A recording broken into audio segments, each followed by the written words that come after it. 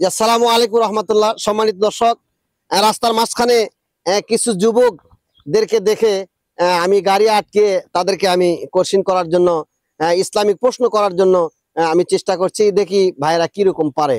তো আসসালামু আলাইকুম রহমতুল্লাহ। ওয়ালাইকুম আসসালাম। আসসালামু আলাইকুম। ওয়ালাইকুম সালাম। জি ভাই, জান্নাতের যে 8টি দরজা রয়েছে, এই দরজার 8টি দরজার মধ্যে একটি দরজা স্পেশাল, যার নাম রাইয়ান। এই রাইয়ান নামক দরজা দিয়ে এই রাইয়ান নামক জান্নাতে কারা প্রবেশ করবে?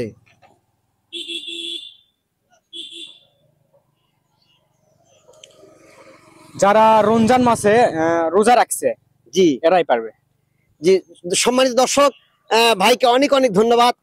অনেক কষ্ট করে উনি মনের ভেতরে নিয়ে এসেছেন যে জান্নাতের ভেতরে একটি জান্নাতের 8টি যে দরজা রয়েছে, 8টি স্তর রয়েছে, এই 8টির মধ্যে রাইয়ান নামক একটি জান্নাত আল্লাহ রাব্বুল আলামিন স্পেশাল করে রেখেছেন।